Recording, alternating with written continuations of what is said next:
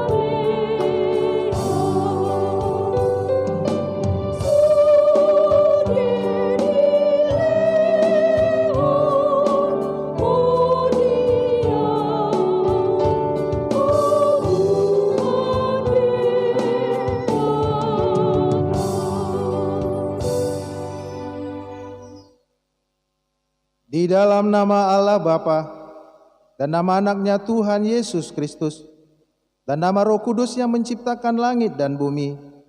Amin. Engkau memberitahukan kepadaku jalan kehidupan. Di hadapanmu ada sukacita berlimpah-limpah. Di tangan kananmu ada nikmat senantiasa. Haleluya.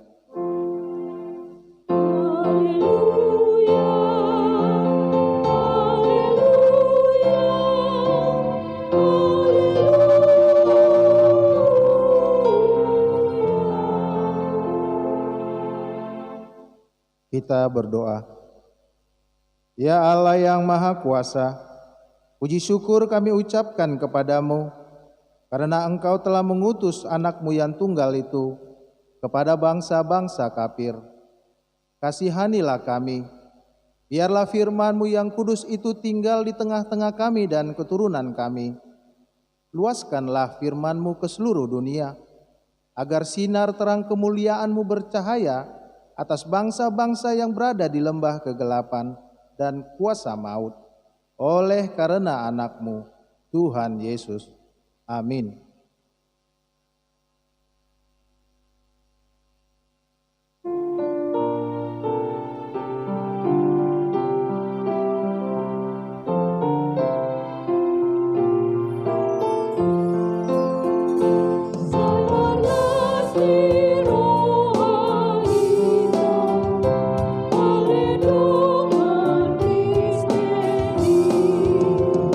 Saya tak puji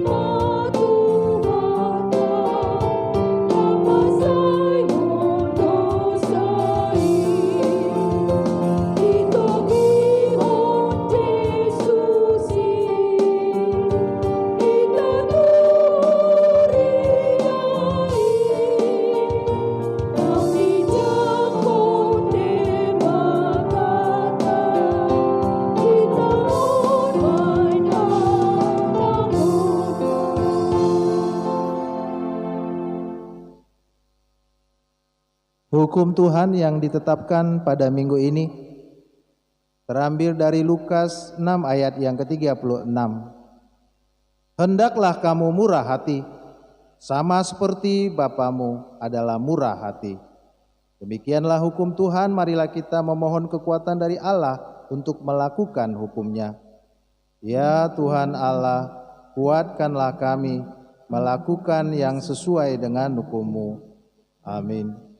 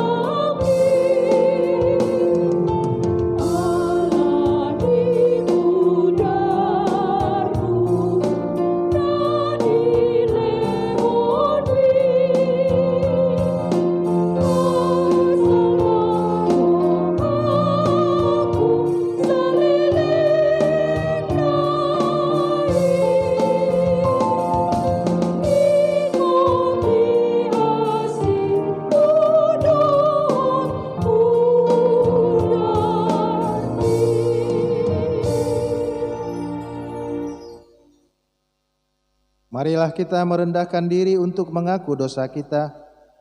Kita berdoa. Ya Tuhan Allah, Bapa kami yang Maha Kuasa, Engkau mengasihi kami orang yang hina dan tercela ini. Kami datang ke hadapan-Mu, mengaku segala dosa dan kesalahan kami. Sejak dilahirkan kami sudah bergelimang di dalam dosa. Kami tersesat dan menyimpang dari jalan Tuhan. Kami sering melanggar hukum-Mu. Ya Tuhan kami, janganlah mengingat dosa dan pelanggaran kami pada masa muda, tetapi ingatlah kepada kami sesuai dengan kasih setia-Mu dan kemurahan-Mu. Ya Tuhan, lapangkanlah hati-Mu terhadap kami orang berdosa ini. Amin.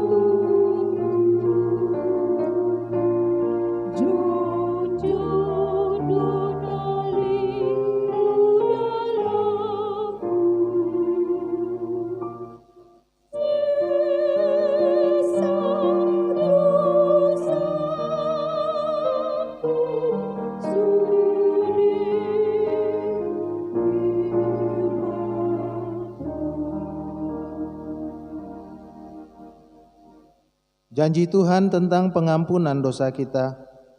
Karena begitu besar kasih Allah akan dunia ini, sehingga Ia telah mengaruniakan anaknya yang tunggal, supaya setiap orang yang percaya kepadanya tidak binasa, melainkan beroleh hidup yang kekal.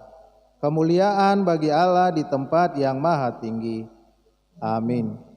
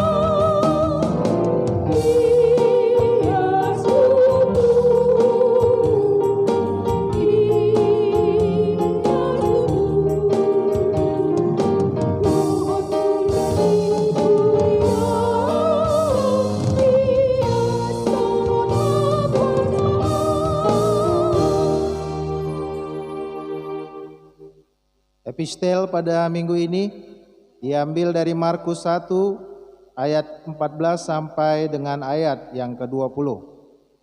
Marilah kita membacanya secara bergantian. Beginilah firman Allah. Sesudah Yohanes ditangkap, datanglah Yesus ke Galilea memberitakan Injil Allah. Katanya, waktunya telah genap, kerajaan Allah sudah dekat. Bertobatlah dan percayalah kepada Injil. Ketika Yesus sedang berjalan menyusur danau Galilea, Ia melihat Simon dan Andreas, saudara Simon.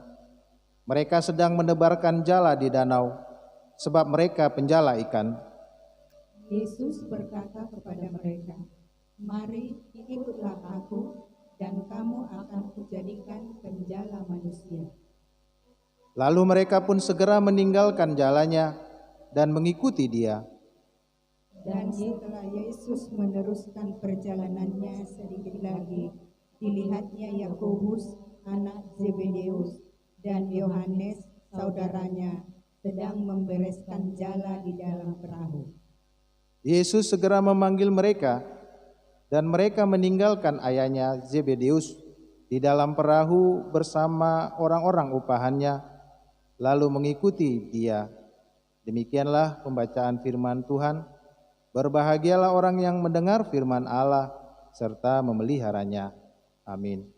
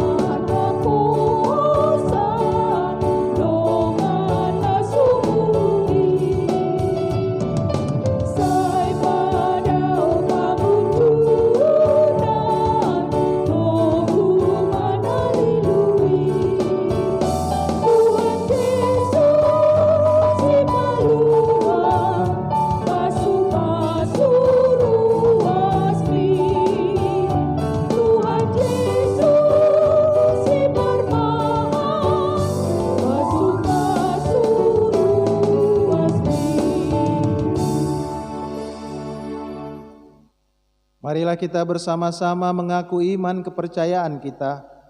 Sebagaimana teman-teman seiman di seluruh dunia, kita bersama-sama mengucapkannya. Aku percaya kepada Allah, Bapa yang Maha Kuasa, Khalik langit dan bumi. Aku percaya kepada Yesus Kristus, Anaknya yang tunggal Tuhan kita, yang dikandung daripada Roh Kudus, lahir dari anak darah Maria, yang menderita sengsara di bawah pemerintahan Pontius Pilatus, disalibkan, mati dan dikuburkan, yang turun ke dalam kerajaan maut, pada hari yang ketiga bangkit pula dari antara orang mati, naik ke surga, duduk di sebelah kanan Allah, Bapa yang Maha Kuasa. Dari sana akan datang kelak untuk menghakimi orang yang hidup dan yang mati. Aku percaya kepada Roh Kudus dan adanya satu gereja yang kudus, persekutuan orang kudus, pengampunan dosa, kebangkitan daging, dan hidup yang kekal. Amin.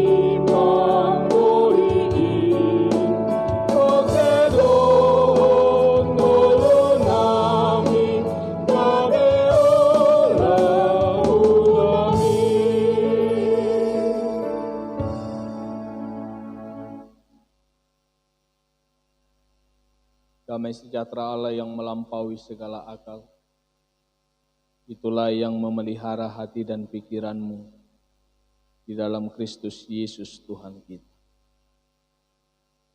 Amin.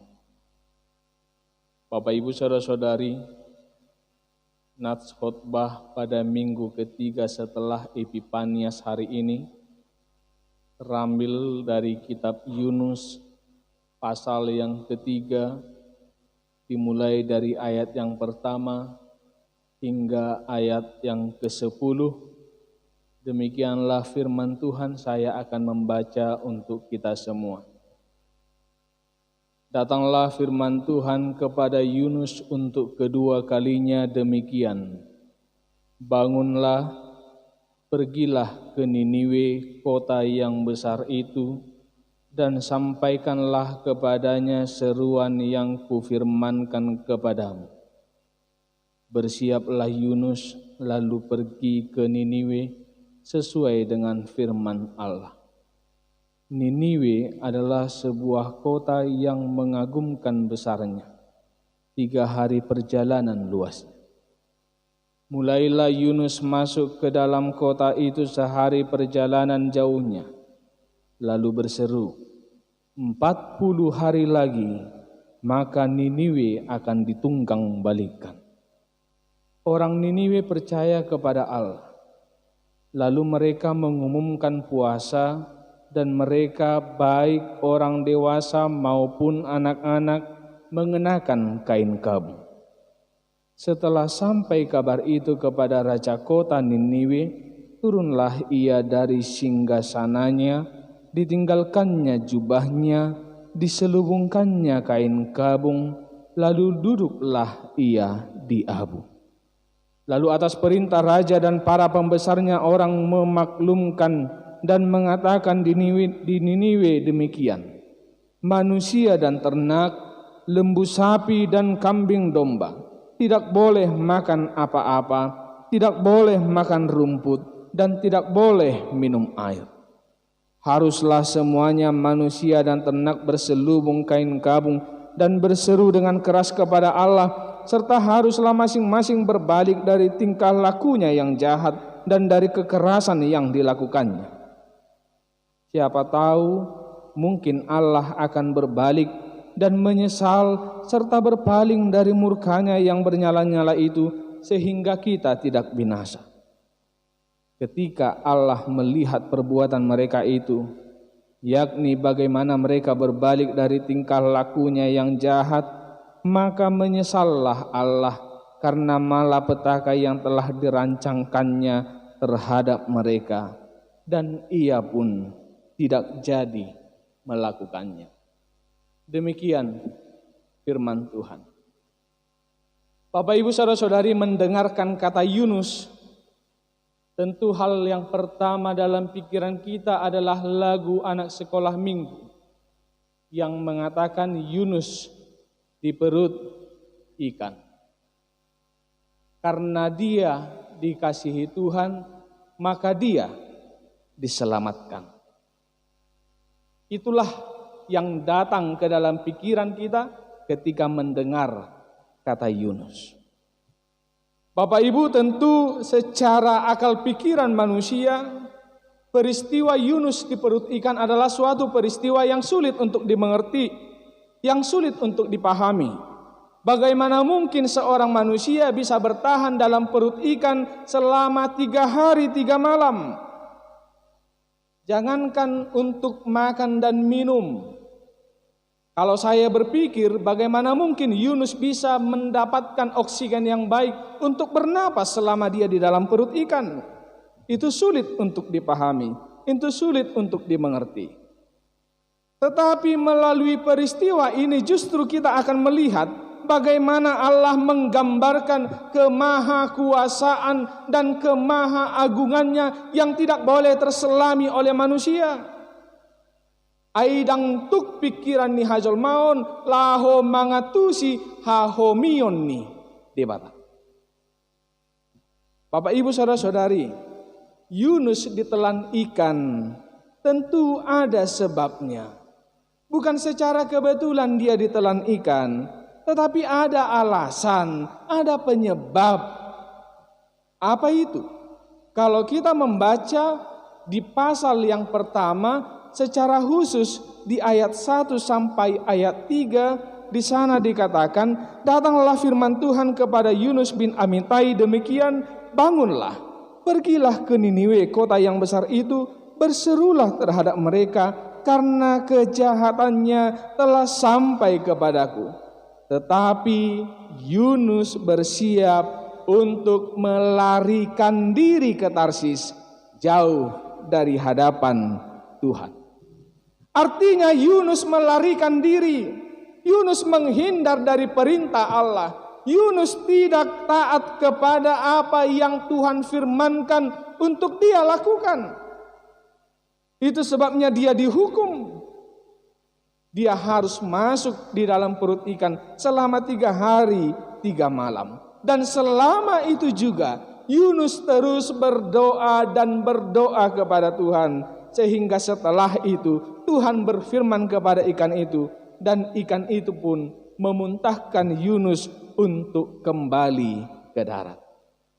Setelah Yunus keluar dari perut ikan, barulah Allah datang lagi berfirman kepadanya untuk kedua kalinya, sebagaimana kita baca dalam teks khotbah kita hari ini di ayat 2. Bangunlah, pergilah ke Niniwe, kota yang besar itu, dan sampaikanlah kepadanya seruan yang kufirmankan kepadamu, yakni seruan pertobatan.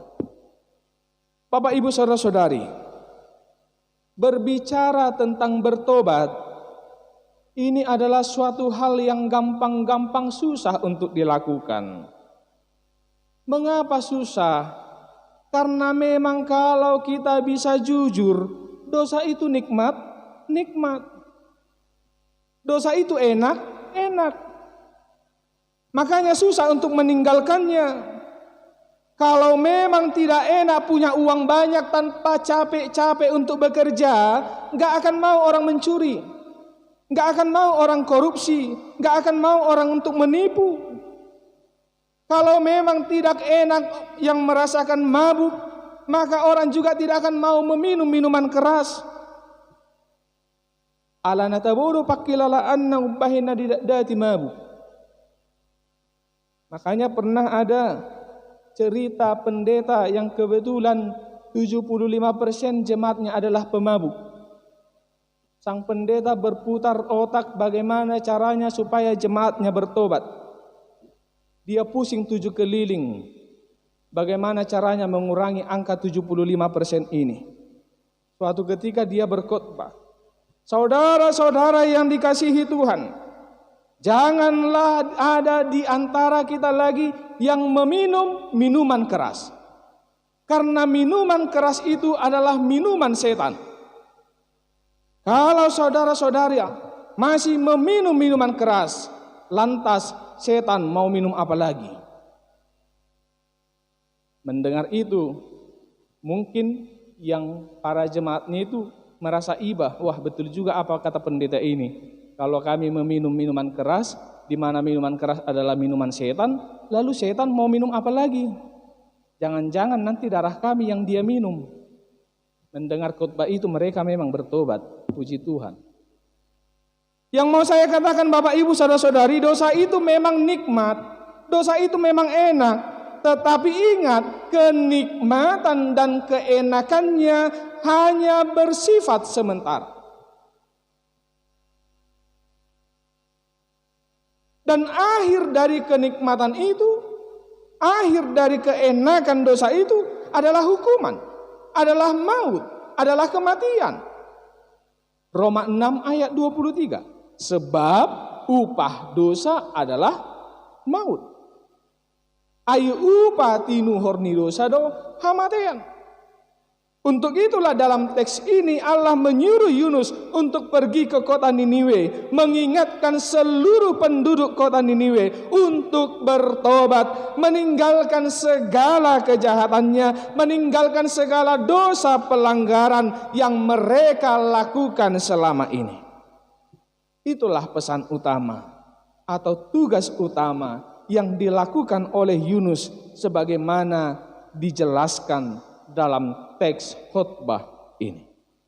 Bapak Ibu saudara-saudari, ada hal yang menarik yang boleh kita lihat dari teks ini.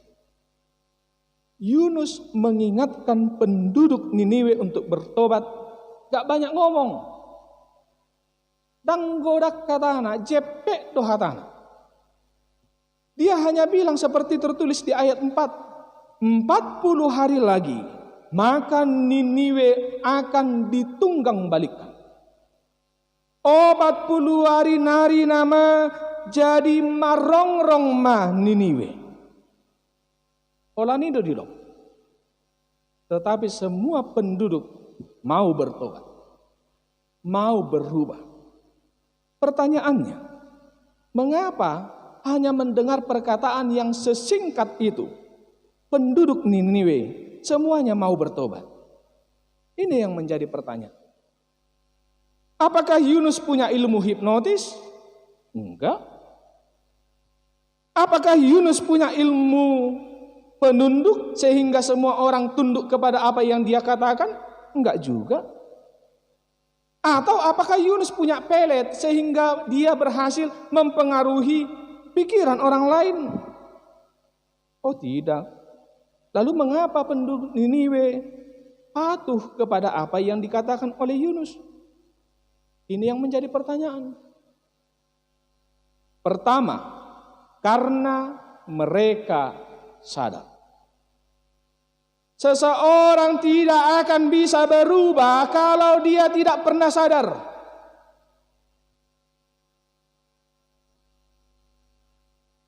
Mustahil seseorang bisa berubah kalau dia tidak pernah sadar.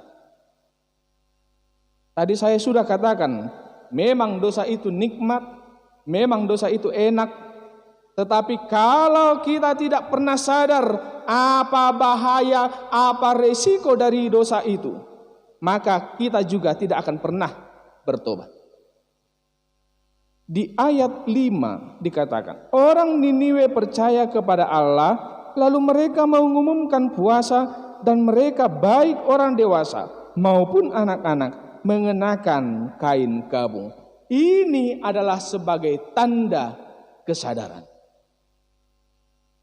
Yang kedua, karena mereka menyesal. Itu jelas dikatakan di ayat 6 sampai ayat 8. Setelah sampai kabar itu kepada raja kota Niniwe, turunlah ia dari singgasananya, ditanggalkannya jubahnya, diselubungkannya kain kabung, lalu duduklah ia di abu. Lalu atas perintah raja dan para pembesarnya, orang memaklumkan dan mengatakan di Niniwe demikian, manusia dan ternak, lembu sapi dan kambing domba tidak boleh makan apa-apa, tidak boleh makan rumput, dan tidak boleh minum air. Haruslah semuanya, manusia dan ternak, berselubung kain kabung dan berseru dengan keras kepada Allah, serta haruslah masing-masing berbalik dari tingkah lakunya yang jahat dan dari kekerasan yang dilakukannya. Harus ada penyesalan. Memang ada perkataan bijak yang mengatakan penyesalan selalu datang terlambat. Demikian juga yang terjadi dengan penduduk kota Niniwe. Itu sebabnya mereka diperintahkan untuk berbalik dari tingkah lakunya yang jahat, meninggalkan kekerasan yang dilakukan selama ini. Artinya mereka harus menyesali kesalahan, menyesali dosa yang sudah mereka lakukan selama ini. Yang ketiga, mereka ingin perubahan total. Mereka ingin pertobatan yang sejati. Kalau kita membaca ayat 9 sampai ayat 10, awalnya Allah sudah merancang bahwa mereka akan binasa. Mereka akan kena murka Allah. Tetapi karena pertobatannya, karena mereka mau berubah total, maka mereka pun diselamatkan, diberikan kesempatan. Dan ini yang menjadi topik minggu kita hari ini. Kemurahan Allah yang menyelamatkan. Asini rohani debata nabaluah. Bapak Ibu saudara-saudari, apa hal yang boleh kita petik dari teks khotbah ini yang menjadi perenungan bersama pada minggu hari ini? Dari teks khotbah ini kita boleh melihat bahwa ternyata kemurahan Allah jauh lebih besar daripada kemarahan Allah. Sekali lagi, kemurahan Allah lebih besar daripada kemarahannya. Seperti Bapa sayang kepada anak-anaknya, demikian Tuhan sayang kepada orang-orang yang takut akan Dia. Dia tidak mau orang yang berdosa itu mati, tetapi Dia mau orang yang berdosa itu bertobat supaya dia hidup. Airang lomoro haku mida hama mate ni parjahati ala nidusana alai mula manian parjahati tumadikod dalanna asa mangulu iban. Molo muruk pede bata tanggabe ubal ga muruk nasian holongna. Daung alai ubal gado holongna cian rimasna cian muruk. Oleh sebab itu kita pun jangan sampai Tuhan murka, jangan sampai Tuhan marah baru kita berubah. Tetapi segala dosa dan kejahatan yang nikmat, yang enak itu mulai saat ini tinggalkan. Mari berjalan di jalan Tuhan, bersama dengan Tuhan, supaya hidup kita selalu sesuai dengan kehendak Tuhan. Amin. Kami berterima kasih Tuhan atas sapaan firman-Mu. Biarlah Roh Kudus yang menguatkan kami melakukan firman-Mu, karena kami tahu bahwa kemurahan-Mu jauh lebih besar daripada kemarahan. Oleh sebab itu Tuhan, ajarlah kami melalui Roh Kudus, supaya kami boleh berjalan seturut dengan kehendak-Mu di dalam Kristus Yesus Tuhan kami. Amin.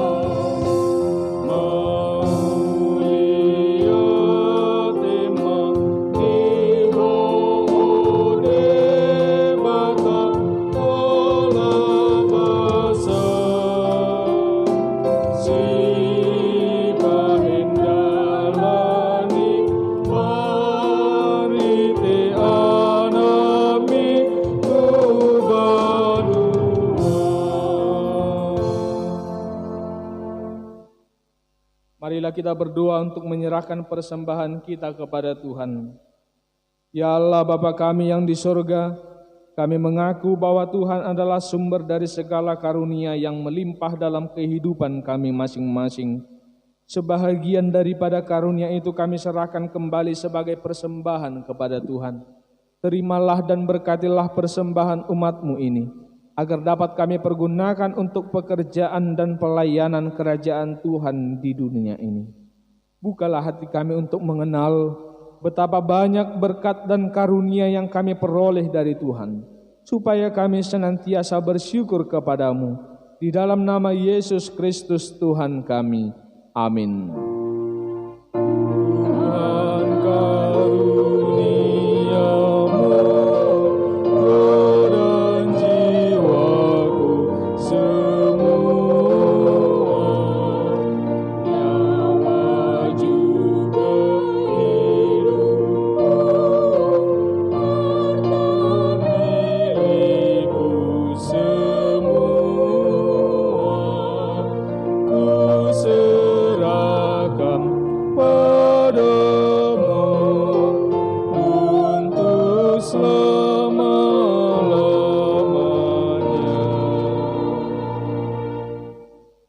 Bapa kami yang di sorga, dikuduskanlah namamu, datanglah kerajaan-Mu, jadilah kehendak-Mu di bumi seperti di sorga.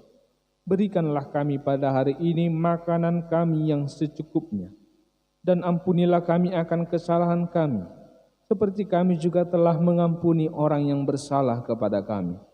Dan janganlah membawa kami ke dalam pencobaan, tetapi lepaskanlah kami daripada yang jahat.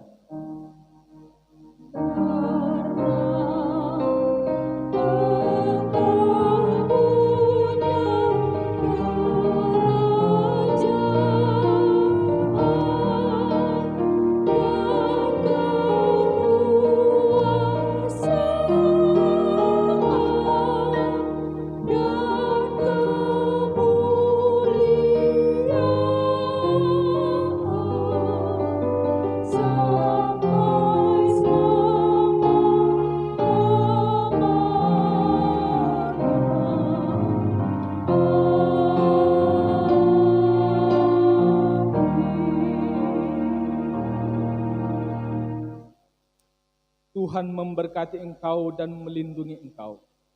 Tuhan menyinari engkau dengan wajah-Nya dan memberi engkau kasih karunia. Tuhan menghadapkan wajah-Nya kepadamu dan memberi engkau damai sejahtera.